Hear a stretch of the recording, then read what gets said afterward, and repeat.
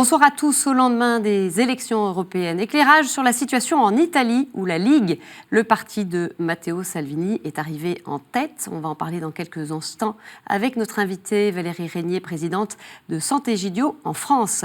Et puis cette semaine, dans l'actualité des églises au Burkina Faso, après le nouvel attentat le 26 mai qui a fait 4 morts lors d'une messe, on entendra le coup de colère du cardinal Philippe Ouédraogo, archevêque de Ouagadougou. Et puis toujours concernant l'Afrique, le cardinal Désiré Tara Azana, archevêque de Taoumacina et président de la conférence épiscopale de Madagascar, était de passage à Paris. Il reviendra pour nous sur le voyage du pape en septembre prochain dans son pays. On débute tout de suite cette émission par quelques éléments à retenir sur l'Italie.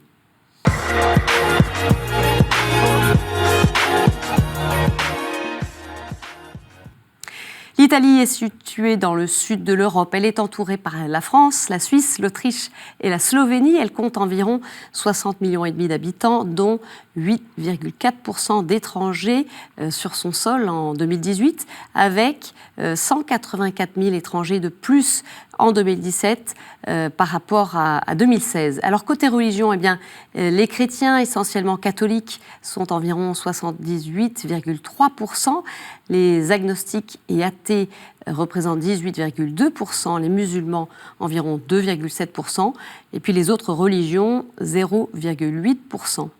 Aux élections européennes, le vote des Italiens s'est largement porté sur la Ligue, le parti du ministre de l'Intérieur, Matteo Salvini, crédité de près de 34% des suffrages, une ascension fulgurante par rapport à 2014, où il n'avait obtenu que 6% des suffrages, un succès qui s'est nourri en bonne partie des inquiétudes des Italiens sur l'économie et les migrants. Après plusieurs années de récession, l'économie italienne a connu une nette embellie en 2017, mais si le taux de chômage baisse globalement, 10,5% contre 12,9% en 2015, il demeure élevé chez les jeunes, environ 35%. Une autre préoccupation des Italiens, c'est l'immigration.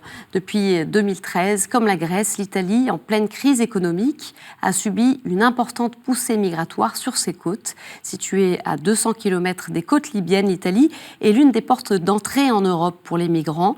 De 2014 à 2017, plus de 600 000 migrants sont arrivés par cette voie, affrontant sans un soutien réel de l'Europe cette situation. Donc l'Italie qui s'est retrouvée assez seule. On va en parler avec notre invité.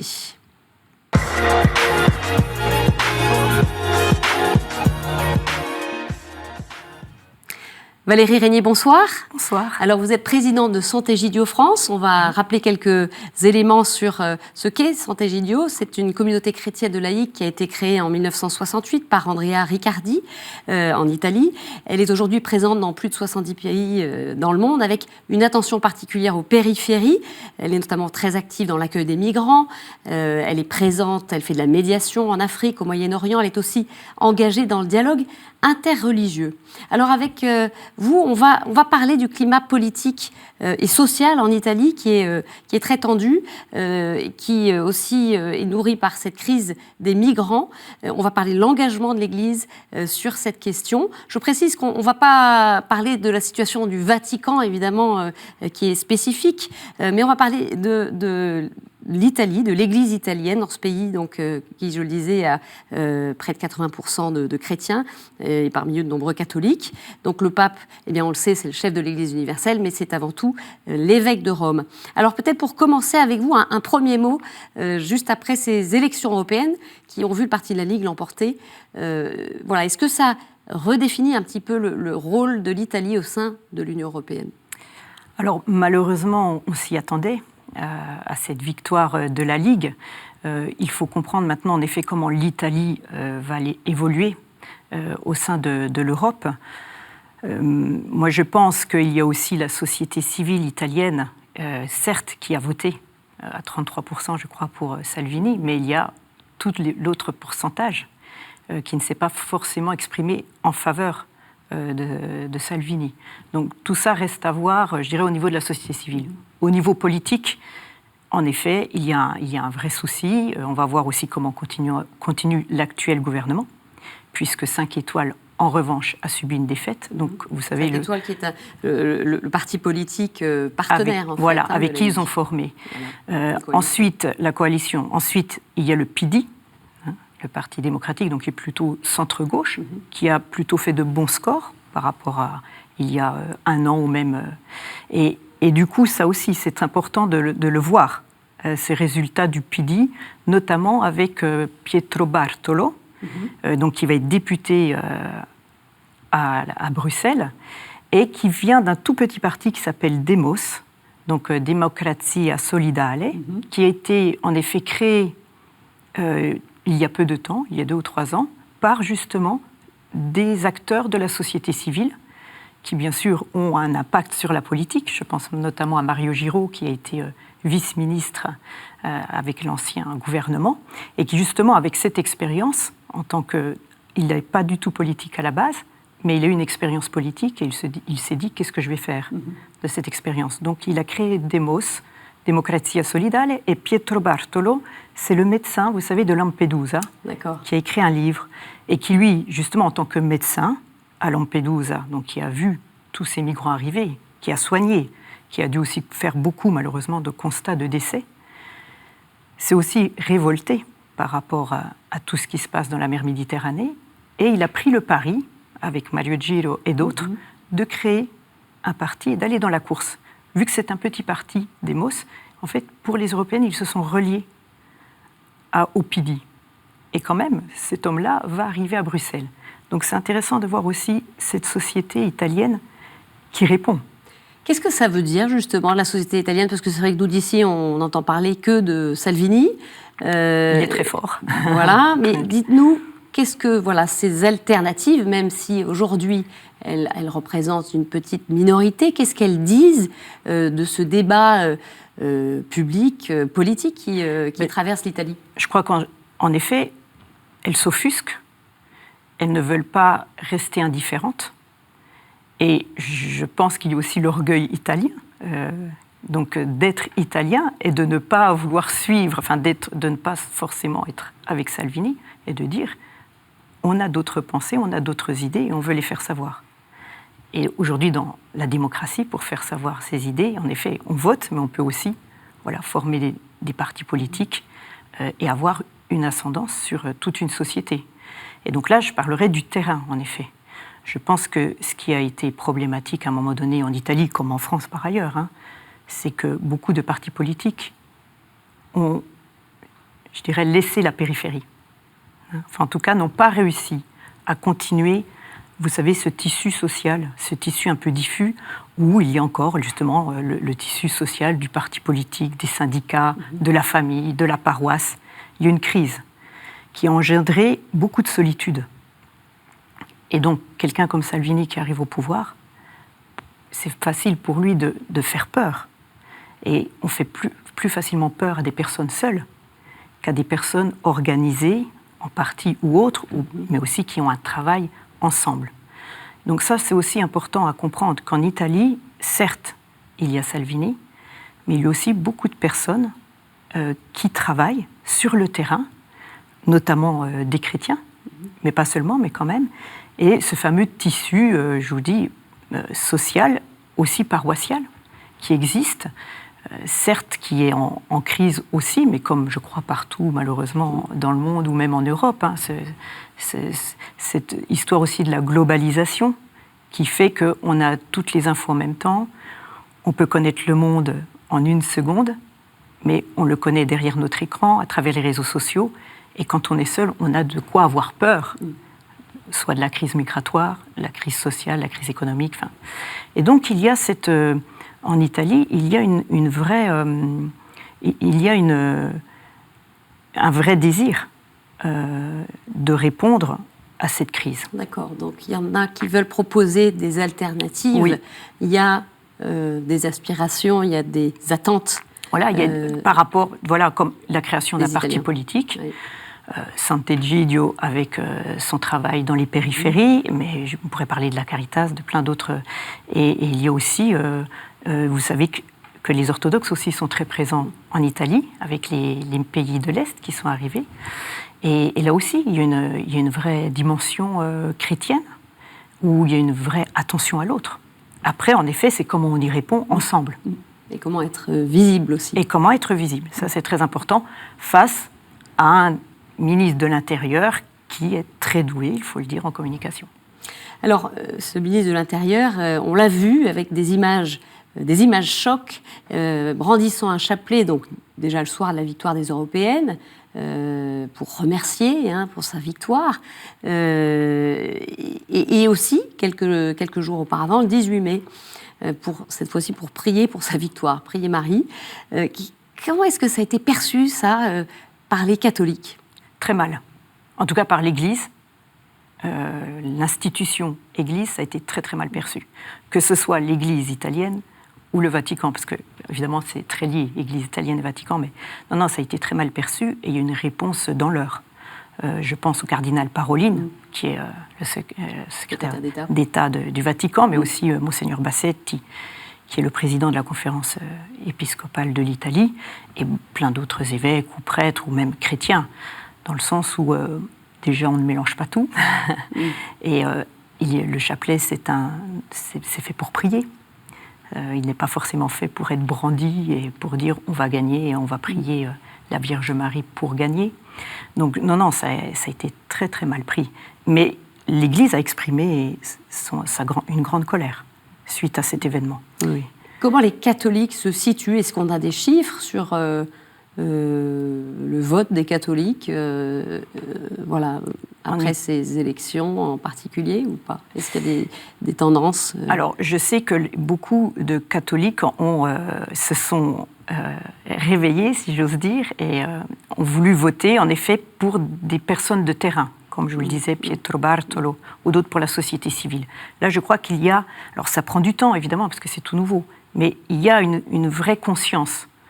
Et puis, je crois aussi, pour parler des Italiens et de l'Italie, je crois que c'est sans faire de grandes généralités, mais il me semble que l'Italie est un pays très généreux, à la base, et puis de par sa géographie, en étant aux confins avec les Méditerranées, forcément, c'est un pays d'accueil, forcément, de fait. Et l'Italie a eu, en effet, comme vous le disiez au début de l'émission, s'est retrouvée aussi isolée par rapport à tous ces débarquements. Donc ça, c'est une entente, c'est-à-dire que c'est un argument qu'on peut entendre, de dire, oui, Salvini, il y a un discours anti-migrant, c'est un peu son fonds de commerce, mais le fait est que l'Italie s'est retrouvée seule et a affronté beaucoup de situations difficiles, le coût économique et social. Voilà, il a certainement, il a malheureusement dit une certaine vérité à un moment donné, c'est que les Italiens étaient seuls face à la crise migratoire. Et c'était vrai. La France a un peu aidé, mais on ne peut pas dire l'Allemagne aussi. Plein d'autres pays européens n'ont absolument rien fait. Et moi, en tant que Français, je ne suis pas forcément très très fière du peu de travail qu'on a fait à l'époque face à la crise migratoire, et même aujourd'hui. Donc, c'est sûr qu'un Italien, comme je disais, qui se retrouve seul derrière son écran, qui voit comme ça des bateaux entiers arriver, plus un discours derrière xénophobe et anti-migrant, on a peur.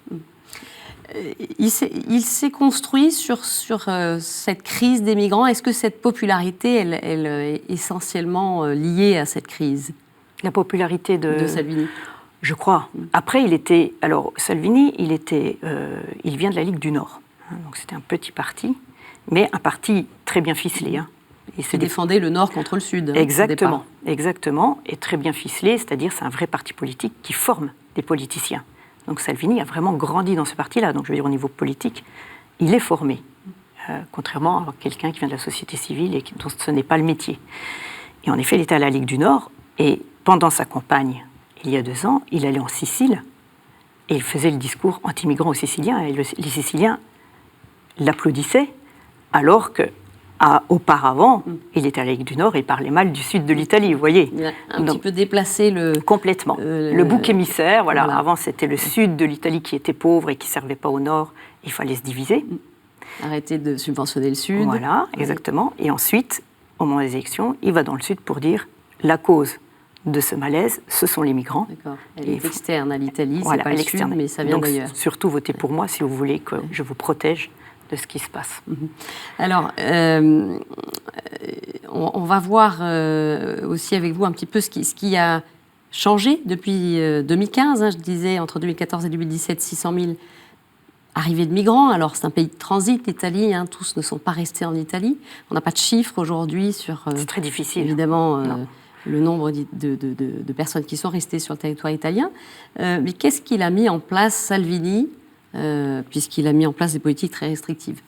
Oui, alors déjà, dès qu'il est arrivé, il a fait qu'appliquer ce qu'il avait dit, donc plus de migrants en Italie. Donc fermeture des ports, ce qui est interdit constitutionnellement. Mais il l'a fait. Du coup, les bateaux restaient en mer et ne pouvaient pas accoster, alors demander à l'Espagne ou même Marseille. Mais il y avait un vrai souci. Donc souvent, ils finissaient par arriver sur Malte et il s'agissait de 50 ou 60 personnes que finalement, vous savez, l'Europe se répartissait.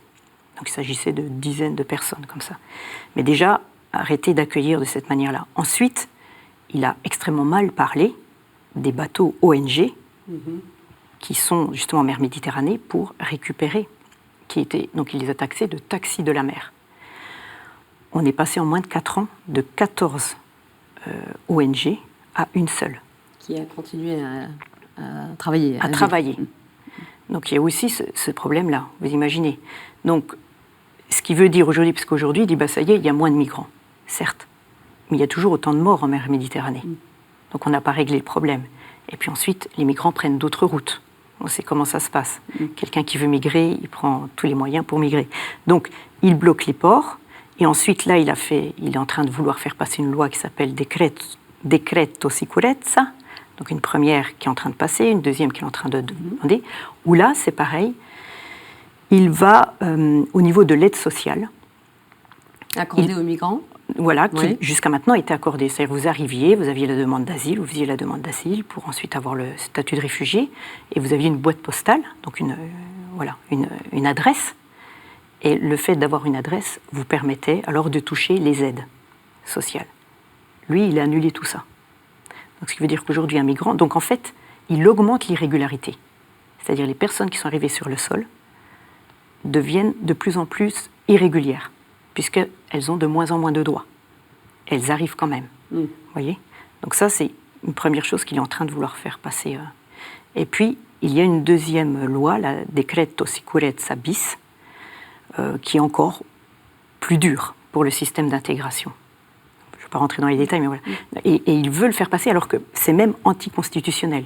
Donc on en est arrivé au point où ce sont les juges même, italiens, qui sont en train de dire cette loi ne peut pas passer. Ah oui. Vous voyez ? Parce que le Parlement, une première fois, a laissé passer pour certaines raisons, c'est le ministre de l'Intérieur, mais là, c'est les juges qui commencent à dire c'est pas possible, on ne peut pas faire ça. C'est ubuesque.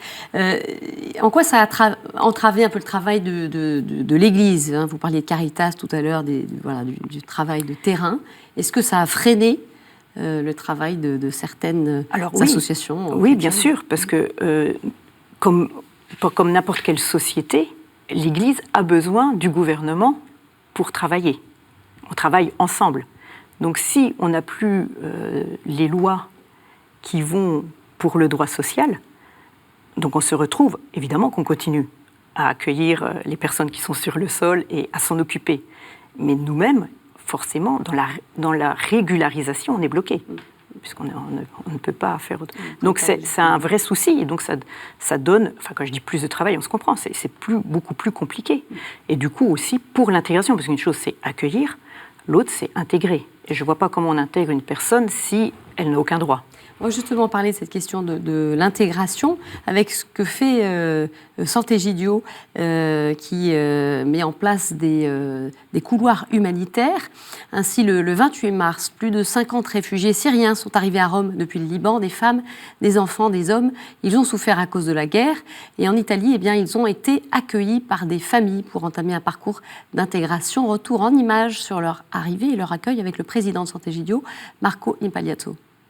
Sono molto felice oggi di accogliere qui a Fiumicino, assieme agli amici della comunità di Sant'Egidio e della Federazione Chiese Evangeliche Italiane, più di 50 persone, donne, bambini, uomini che dai campi profughi del Libano sono venuti qui. Loro sono siriani e hanno sofferto per la guerra e soprattutto hanno sofferto in questi 8 anni di vita senza futuro nei campi profughi in Libano. qui in Italia, perché ci sono tanti italiani che li accoglieranno e che aiuteranno il loro percorso di integrazione, troveranno un mondo migliore. E a noi tutti la responsabilità di far sì che la loro vita abbia un futuro, a loro stessi la responsabilità di integrarsi nel nostro paese, di imparare la nostra lingua, di andare a scuola, di inserirsi nel mondo del lavoro. È un progetto che ha mostrato come è possibile cambiare questo mondo, è possibile aiutare chi soffre, è possibile evitare le morti nel Mediterraneo, è possibile essere tutti migliori, chi accoglie e chi ha accolto.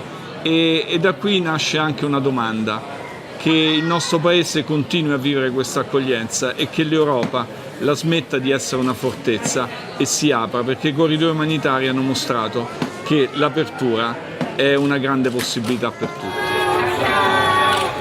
On voit deux visions qui s'affrontent entre ce que dit Matteo Salvini et puis ce qu'on entendait là dans ce reportage. Les couloirs humanitaires, c'est une piste intéressante ? Je crois, oui. En tout cas, c'est une alternative. C'est une alternative à ce qui se passe aujourd'hui en Méditerranée. Ça fait déjà 3 ans que les couloirs humanitaires ont été ouverts, donc c'était avant Salvini, donc ça n'a pas à voir avec cette politique-là. C'est par rapport au drame ce qui se passe depuis des années d'ailleurs. Ce n'est pas nouveau, mais il se trouve qu'en 2013, 2014, ça a été terrible. Plus de 800 morts, on se souvient de ce naufrage où le pape François était, à Lampedusa, était allé exprès justement pour prier. Et c'est de là que nous, on s'est posé la question, on a dit c'est plus possible. On ne peut plus, on ne supporte plus, c'est vraiment de l'ordre de supporter, on ne supporte plus ces morts en Méditerranée. C'est pas normal que, comme disait Marco Impagliazzo, que l'Europe devienne forteresse et que nous, on soit là, devant la Méditerranée et qu'on voit des bateaux couler. Donc il faut trouver une alternative, donc, et pour l'Europe et pour les pays qui migrent, évidemment. Et donc ce qu'on a proposé, c'est les couloirs humanitaires, où on a une arrivée sûre et légale.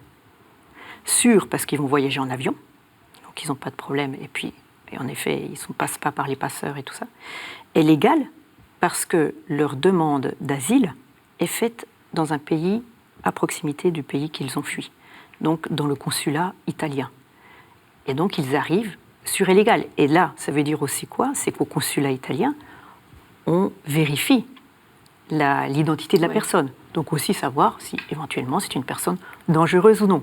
Donc là, tout le monde est gagnant. On est vraiment dans une démarche win-win. Tout le monde est gagnant. Ces personnes arrivent en Italie, elles sont accueillies par un collectif. Donc là, on voit l'arrivée à l'aéroport. Ensuite, elles sont réparties dans toute l'Italie. Là, actuellement, il y en a dans plus de 15 régions d'Italie. Et à ce moment-là, elles sont accueillies par des collectifs et surtout intégrées. Donc la langue italienne en premier lieu, et puis l'école pour les enfants, une remise à niveau professionnel, enfin, vous voyez, et surtout les chrétiens, mais pas seulement les chrétiens, toute la société civile qui se met à intégrer les personnes en ayant du temps avec eux, je dirais de manière gratuite. Et il n'y a rien de mieux pour un réfugié de se sentir accueilli et intégré si, en effet, tout cela est fait par la population qui l'accueille de manière gratuite. On se sent reconnu. Bien sûr qu'on a besoin de l'assistante sociale et du gouvernement, mais on a aussi besoin d'avoir des amis pour s'intégrer, d'un lien humain. Merci beaucoup Valérie Régnier. On va continuer à suivre ce qui se passe côté italien. Merci. Merci à vous. Et voilà, vous pouvez retrouver les informations sur Sant'Egidio à l'adresse qui s'affiche sur vos écrans.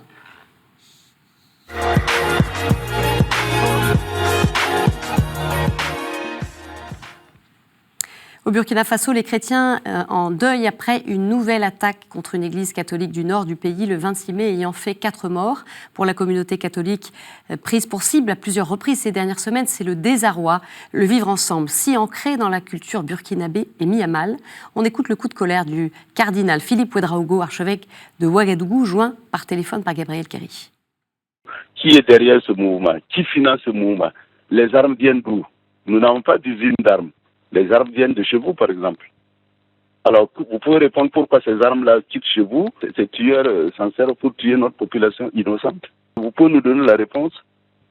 Les armes viennent de chez vous, là. Arrêtez tous les intérêts multiformes qui compromettent la paix et notre vivre ensemble. Ce n'est pas le bien de l'humanité. L'homme aspire à vivre heureux. Tous les pays, tous les hommes aspirent à vivre heureux. Pourquoi donc cette folie et ces meurtres.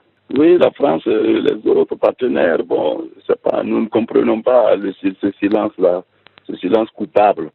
Les soutiens promis ne sont pas accordés, mais nous constatons une inefficacité sur toutes les lignes et le peuple est aux abois.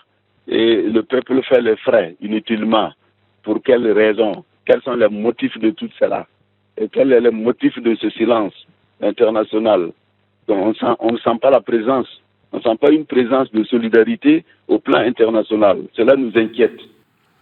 Du 4 au 10 septembre prochain, le pape François visitera le Mozambique, Madagascar et l'île Maurice. À Madagascar, le thème choisi est « Semeur de paix et d'espérance ». Monseigneur Désiré Tsara Azana, archevêque de Taomasina, président de la conférence épiscopale de Madagascar, était de passage à Paris. Nous lui avons demandé ce qu'il attendait de ce voyage. Nous avons vraiment besoin d'une parole de soutien.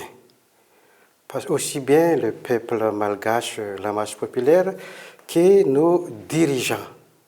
On a besoin de ça. Le peuple malgache, notre pays, ne mérite pas d'être dans son état actuel. Un pays qui n'a jamais connu une guerre civile ou bien qu'on le voit ailleurs, un pays qui est riche, richesse agricole, richesse sous-sol, richesse sous-marine, mais on est parmi les pays les plus pauvres au monde. Donc l'avenir du pape, je crois, nous encouragera. Voilà, c'est la fin de cette édition. Merci de l'avoir suivie. Vous pouvez la retrouver sur notre site et nos réseaux sociaux. On se retrouve mercredi prochain. D'ici là, passez une très belle fête de l'Ascension. Au revoir.